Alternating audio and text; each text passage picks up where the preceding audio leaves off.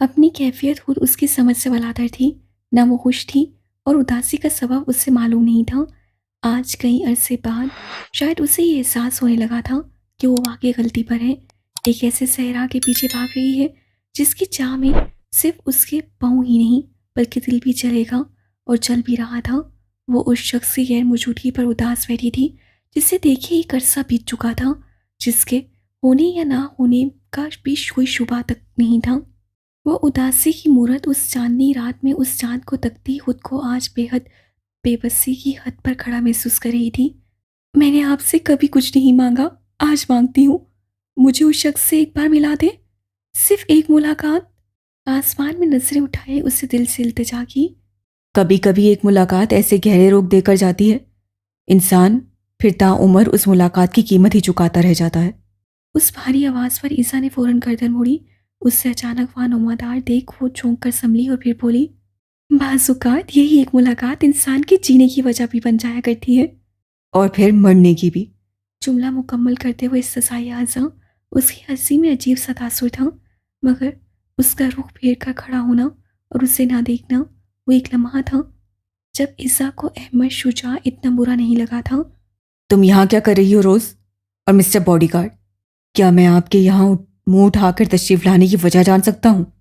आप कहते हैं तो अगली बार अपना मुंह कहीं और रख कर आ जाऊंगा।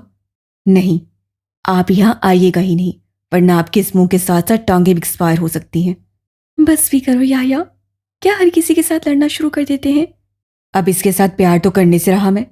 उसके बेढंग के जवाब पर जहां अहमद ने मुंह बनाया वहीं ईसा की हंसी छूटी। तो मैं एनेक्सी में रहने को कहा है, आज के बाद यहाँ भटकते नजर मत आना। अब निकलो यहाँ से। इतनी बेइज्जती पर भी हाथ पैंट की पॉकेट में डाले वो मुतमिन सा खड़ा था। चलो तुम मेरे साथ।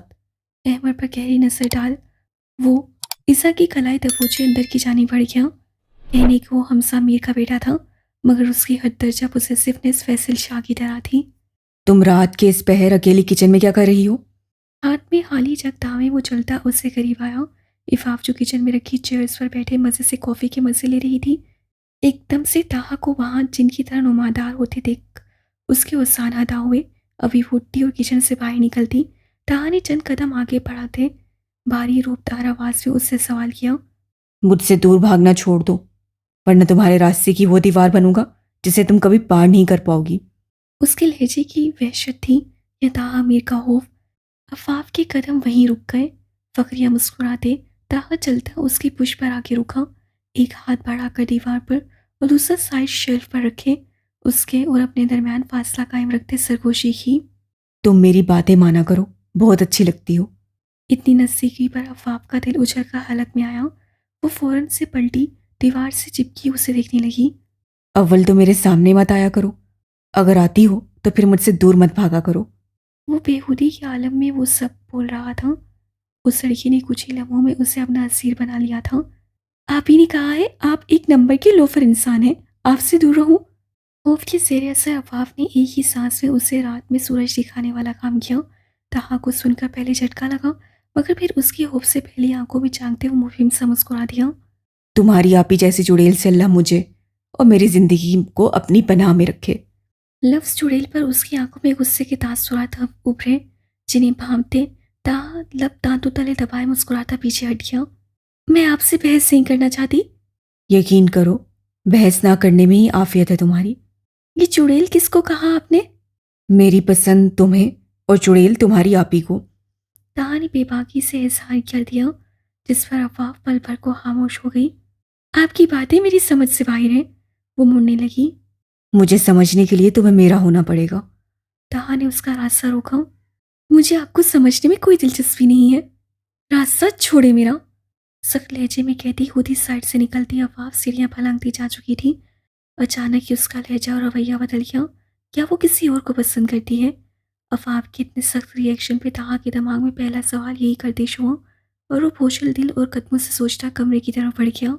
दरवाजे पर हल्का सा नॉक करके अंदर आई। कमरा खाली था। अमीमा जानती थी वो कहाँ होगा। कमरे से मुलक्का स्टडी के दरवाजे पर रुके उससे गहरी सांस अंदर खींची। दरवाजे पे हल्का सा नॉक करती अंदर आई। कमरा खाली था। अमीमा जानती थी वो कहाँ होगा।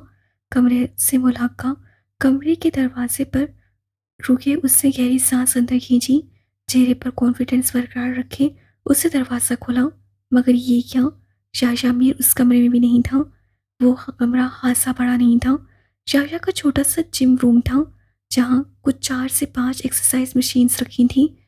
अमीमा ने गहरी उदासी से जिम रूम से मुलक्का कमरे के दरवाजे को असर से देखा, जहाँ वो बचपन में सिर्फ एक बार आई थी, जिसके बाद उसे याशा से ऐसी डांट पड़ी थी कि आज तक हिम्मत नहीं हुई दोबारा उस कमरे में कदम रखने की।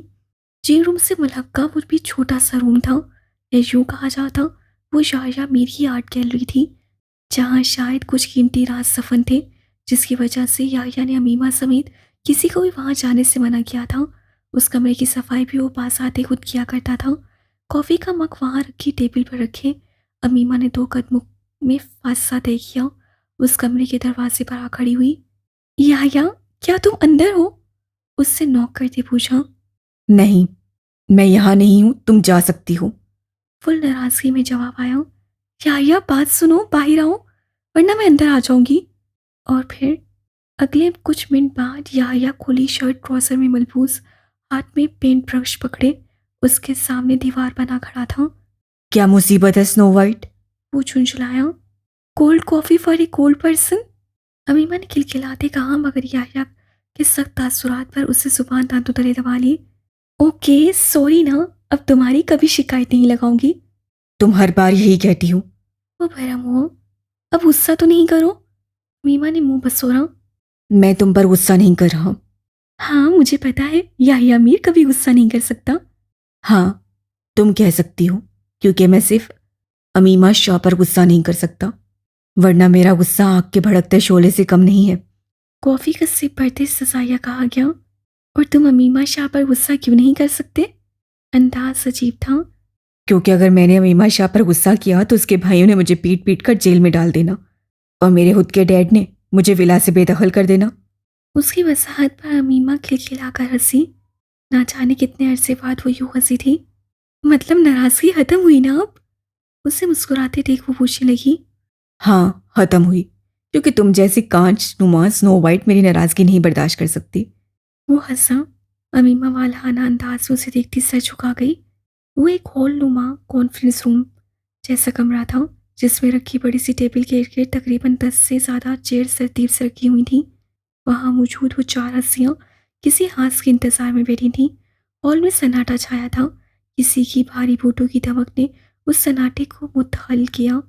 अंदर मौजूद शख्स ने बेसब्री के आलम में गर्दन घुमाकर आने वाली हस्ती को सरता पैर घूरा।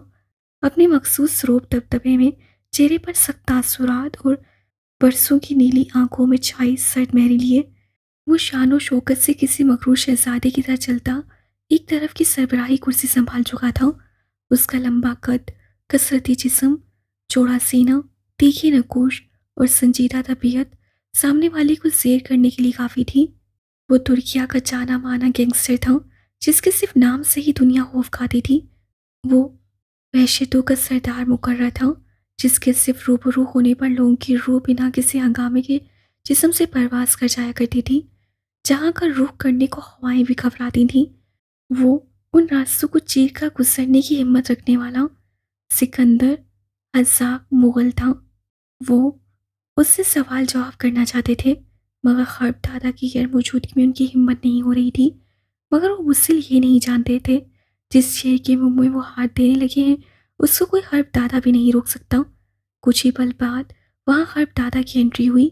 काले सूट में सांवली रंगत पर स्याह दाढ़ी और मूंछों में वो लगभग 45 से ज़्यादा की उम्र का लगता था, मगर उसका कसरती जिस्म और चेहरे पे छाया मखसूस रूह व जलाल और आंखों में झलकता कॉन्फिडेंस उसे अपनी उम्र से कई हिस्से कम दिखाता था।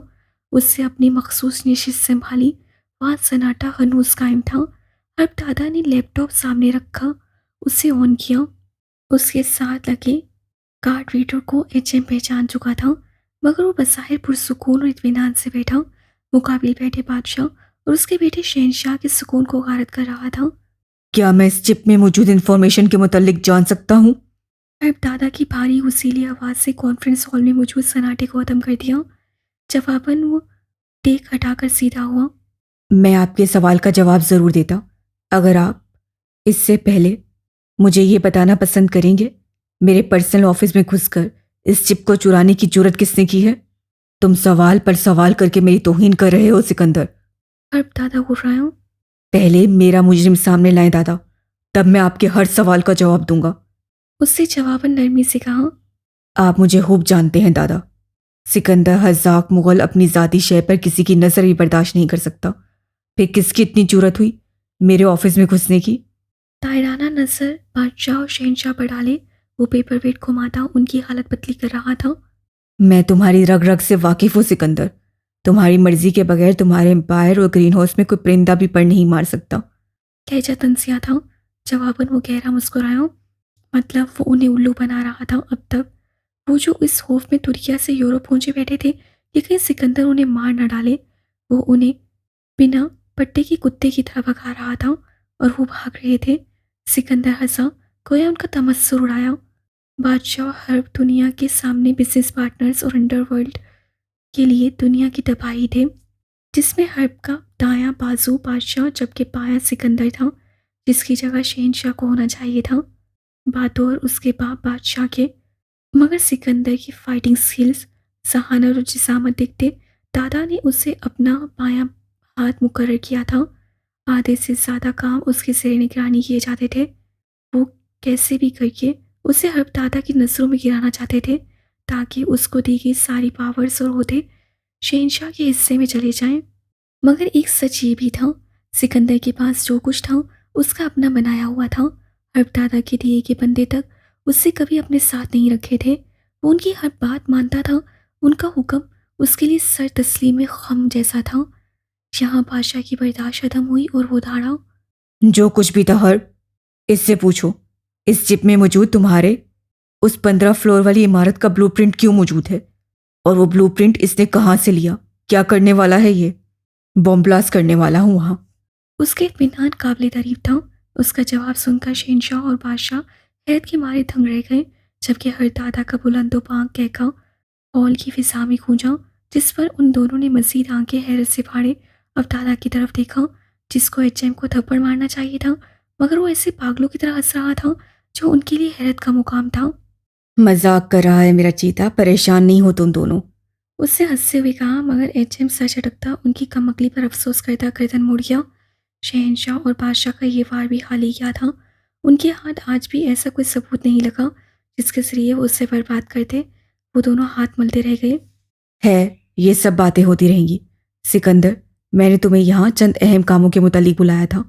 हुक्म करें। उससे सर को हम दे कहा। अगले हफ्ते एक बहुत बड़ी कंसाइनमेंट हमें मिलने वाली है। मैं चाहता हूँ उसे तुम संभालो। सारा सामान तुम अपनी जेर निगरानी लोड करवाओ, हो जाएगा। उसे ताबेदारी से कहा। बादशाह के सीने पर सांप लौट रहे थे। दूसरा काम बहुत अहम है। एक उसके हो जाने से कई मसले खुद ब खुद संवर जाएंगे। दादा का लहजा धीमा मगर उलझा हुआ था। हुक्म करें दादा, क्या काम है? एक बंदे को ढूंढना है। नाम क्या है? Dark owl. नाम सुनते सिकंदर ने सबसे अपनी बेसाख्ता उमड़ आने वाली मुस्कुराहट को दबाया। हो जाएगा ये भी। वो मजीद बोला। इसके अलावा कोई हुक्म? उससे यूं ही पूछ लिया। हाँ, एक हुक्म है जो आज तक कोई पूरा नहीं कर सका। मेरे कितने ही खास आदमी इस मिशन को सरअंजाम देते मर चुके हैं। मैं चाहता हूँ ये मिशन भी तुम अपने जिम्मे ले लो। कैसा मिशन है? पाकिस्तान जाना है। उस लड़की। अभी उनके आधे अल्फाज मुंह में ही थे।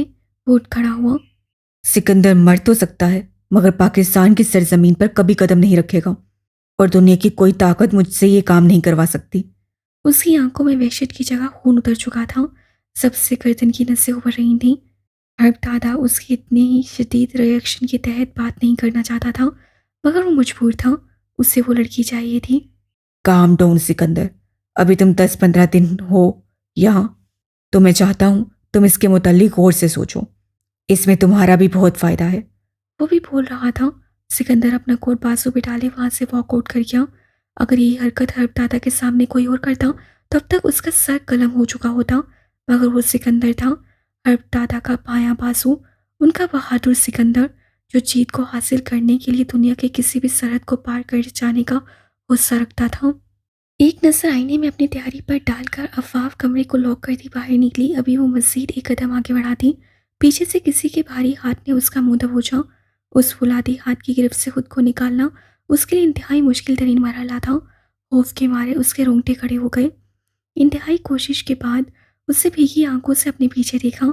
ताहा उसे अपने साथ घसीटते वापस उसे कमरे में लाता सोफे पर पटक चुका था। इंतहाई गजबनाक तेवरों से उसे घूरता ताहा वापस से उसके करीब हुआ। अफवाह पदक कर सोफे की टेक से लगी आंखों में हैरत और खौफ के आसार लिए उसके बदलते तेवरों को देखने लगी। मैं कल रात से तुम्हें कॉल्स और मैसेजेस कर रहा हूँ, जवाब क्यों नहीं दिया तुमने? उस पर झुका वो शिद्दत से दौड़ा।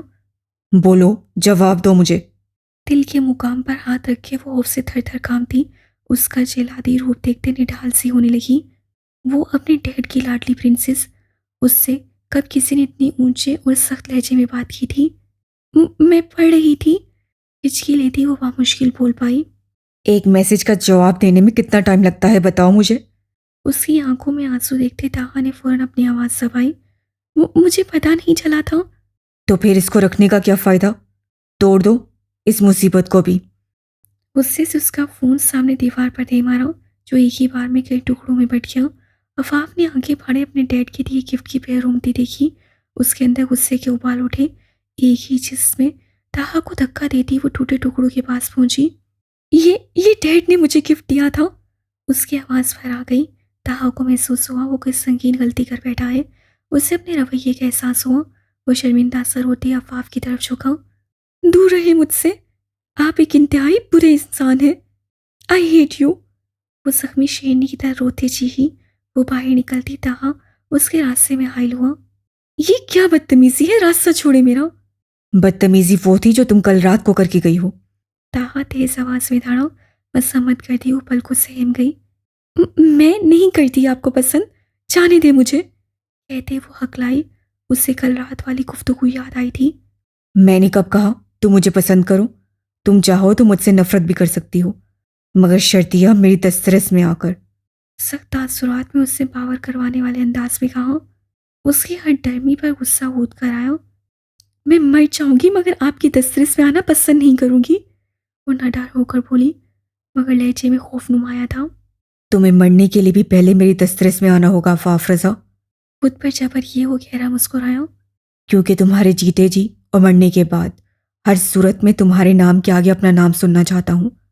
इस अनोखी और जबरदस्ती की ख्वाहिश पर अफाफ का दिल चाहा उसका चेहरा नोच ले, जो ख्वामखा कि उस पर अपनी अचारादारी कायम कर रहा था।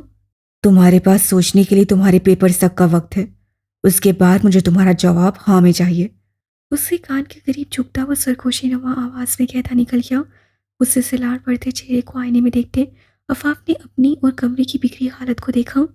मैं कभी हाँ नहीं करूंगी बुरे इंसान। I hate you, really really hate you ताहा मीर। गुस्से से चीखती वो आंसू पूंछती कमरे से बाहर निकली। जीप का दरवाजा ठा करके मारता वो उनकी गाड़ी की तरफ आया। कुछ पता भी है हम कब से तुम्हारा इंतजार कर रहे हैं? वो गुस्से से पल खाती उसके आते साथ ही चीख पड़ी। हाँ, मैंने कहा महारानी साहिबा को मेरा इंतजार करने के लिए। जवाबन ताहा ने तड़क कर कहा। नताशा तो उसके जवाब पर अशश कर उठी। ओ भाई, ये गुस्सा किसे दिखा रहे हो? एक तो चोरी, उस पर से सीना जोरी।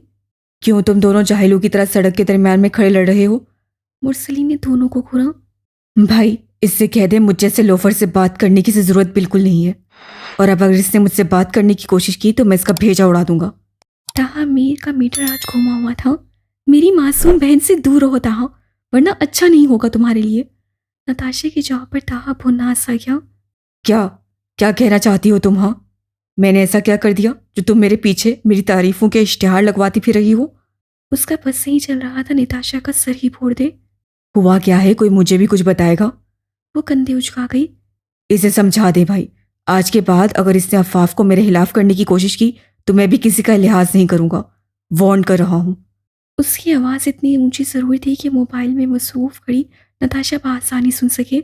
मुरसलीन मुश्ताल सा खड़ा था कि ताहा को जीप की तरफ जाते देख अचानक होश में आया। अब कहाँ जा रहे हो तुम? बड़े पापा की तरफ जाना है। थाने जा रहा हूँ, फाइल लानी है। आप दोनों जाओ, मैं वहीं आ जाऊंगा।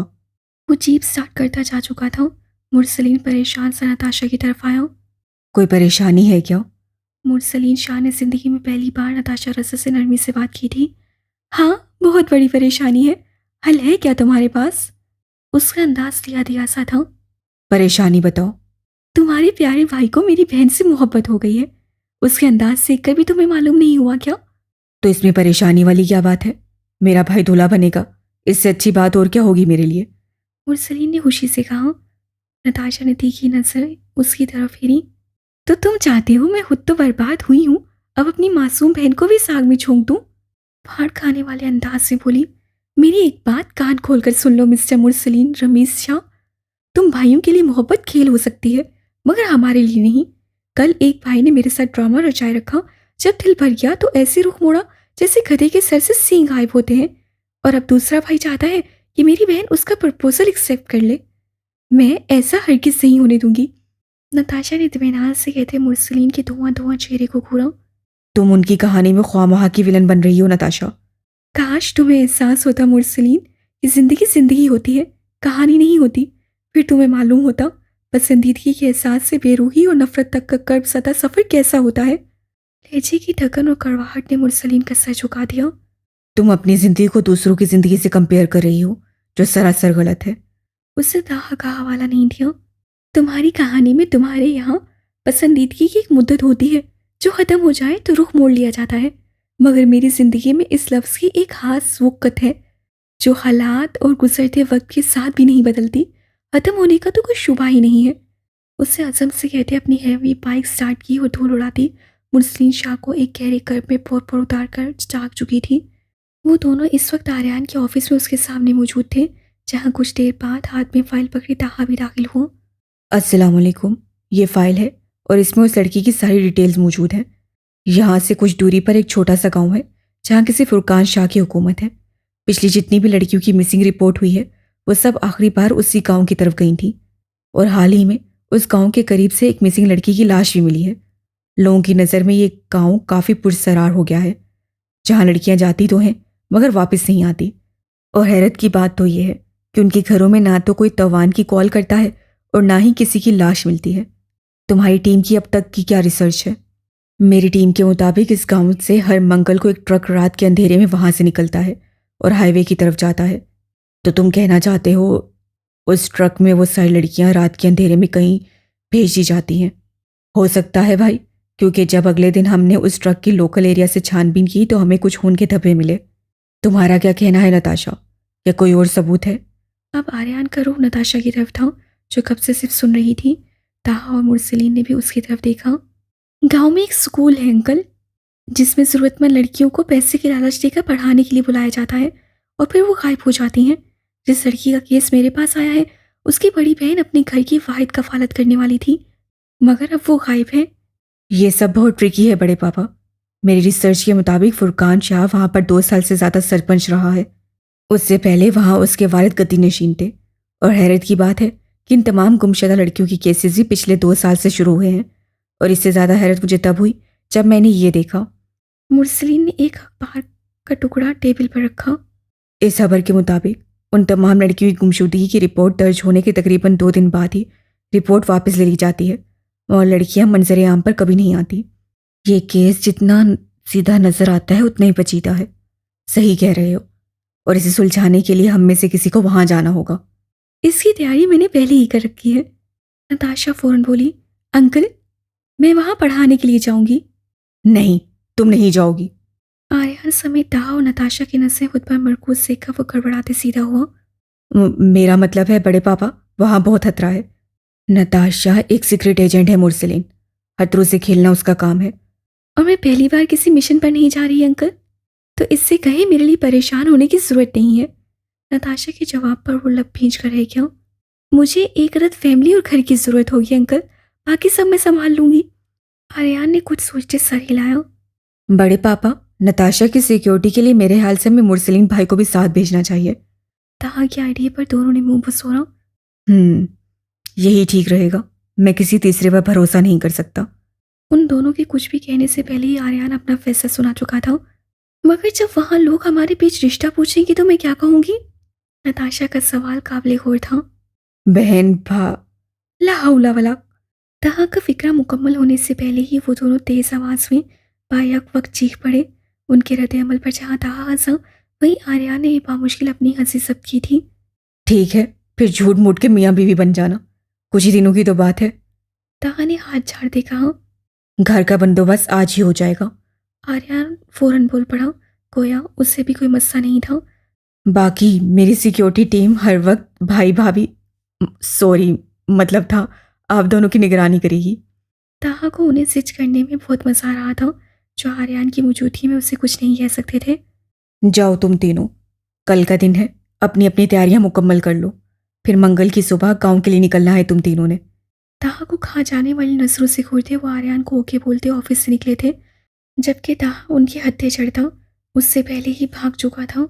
मैम, मैं आपका बॉडीगार्ड हूँ, कोई शॉपिंग बैग्स पकड़ने वाला कीपर नहीं जो सारे बैग मुझ गरीब पर लाद दिए जा रही हैं। ईसा ने बिना कोई जवाब दिए वो एक और बैग उसे पकड़ा दिया। अमीमा और अफाफ अहमद को देखती हंसी, जो इतने सारे बैग से बामुश्किल ही नजर आ रहा था। मैं ये गाड़ी में रखवा कर आता हूँ, आप सब यहीं ठहरे। अगर तुम्हारे वापस आने तक हम पर हमला हो गया तो? ईसा ने बिना कोई तासुर से कहा। तो मुझे यकीन है आर्यन सर आप जैसी बेटी पर फख्र करेंगे। वो सोमायनी अंदाज में कहता गाड़ी की तरफ चला गया और जिस फुर्ती से क्या वैसे ही 2 मिनट में वापस भी आ गया। अमीमा और अफाफ उसके हाथ से जवाबी पर इम्प्रेस हुई थी, मगर ईसा यूं ही लाताल्लुक बनी शूज़ की दुकान में चली गई। क्या तमाम अमीर लड़कियां इतनी ही मगरूर होती हैं? इस अचानक जुमले पर ईसा के बढ़ते कदम रुक गए। आपको ज्यादा पता होगा, बॉडीगार्ड आप हैं, मैं नहीं। मैं पहली बार किसी लड़की का बॉडीगार्ड बना हूँ। उससे सच्चाई से काम लिया। और यकीन करें मैंने आज तक किसी लड़की को नजर उठाकर नहीं देखा सवाए एक के।